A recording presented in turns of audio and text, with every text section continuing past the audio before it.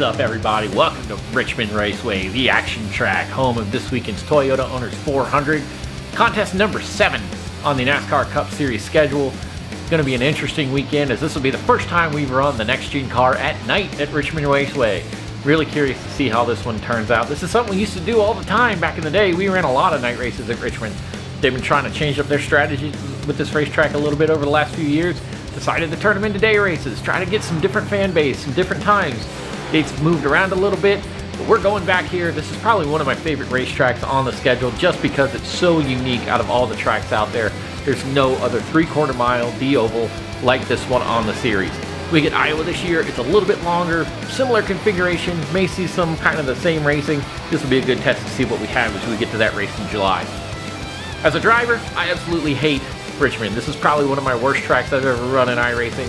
I struggle here a lot. It's very hard to get the car up off the corner. The way you enter turn 1, completely different from the way you enter turn 3. The way you exit turn 4, completely different from the way you exit turn 2. Why don't we jump in the car, we'll take a few laps around this place, and I'll show you exactly what I'm talking about.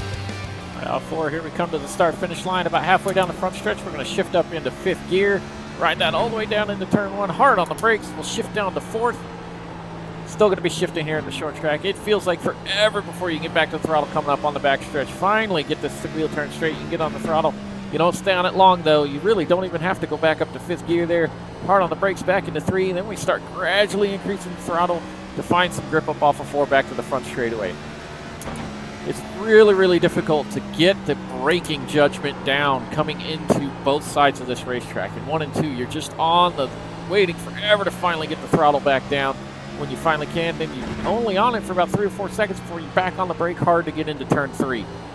Coming off of 4 is probably one of the most tricky parts of this racetrack. It's super easy to lose the back end and wind up spinning the car right there down into the front stretch grass. But you carry a lot of speed into turn 1, so it's easy to miss the braking point, lock them up, and slide right up into the outside line too. There's 2 or 3 spots.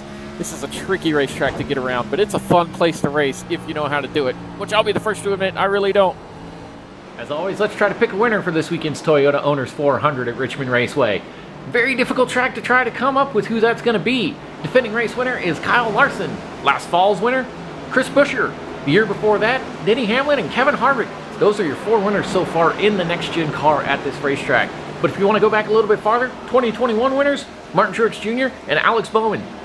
Complete different roster of winners over the last 3 years at this racetrack, over the last 2 generations of cars we've had here. Very difficult to say who I think is going to win. I'm going to go out on a limb here and say one trend that I've seen consistently as we've gone through this 2024 season so far is that the Toyotas are strong. Even though they may not have the number of wins, Chevrolet's still kind of holding down fort in that camp. Tyler Reddick all but won Las Vegas and all but won Phoenix before Christopher Bell ultimately beat him on strategy to win that race. Denny Hamlin wins at Bristol. Ty Gibbs is finishing 2nd every other race. I expect a Toyota to win this race, and not just because they're the title sponsor of the event. I genuinely think that the Toyotas are showing some of the most speed at every racetrack we go to. They seem to show up more prepared, have more cars that are running in the top 10 in practice, making the final round of qualifying, and showing more consistency. I don't like my pick for this week. I'm not proud of this. This is one thing I don't want to see happen. I think Ty Gibbs gets his first Cup Series win this weekend at the Toyota Owners 400 at Richmond Raceway. I hope I'm wrong. I really want to see anybody but that entitled kid who only knows how to spin people to win races actually get the W. But this show isn't about my personal opinion. It's about what I actually think is going to happen.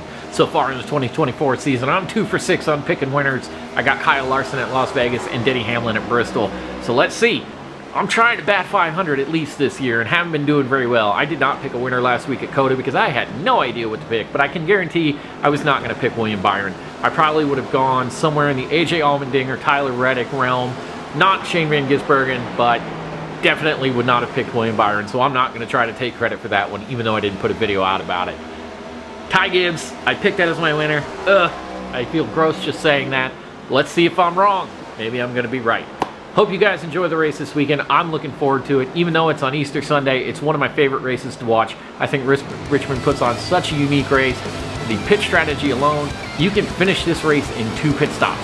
Some teams are going to go for 3, some are going to go for 4. Guys in the back are going to try to use tires to their advantage. Guys in the front are going to try to use strategy to their advantage. Let's see how it all plays out. Looking forward to the race. Can't wait to get ready for next week as we'll head to Martinsville Speedway. Enjoy the race this weekend, everybody.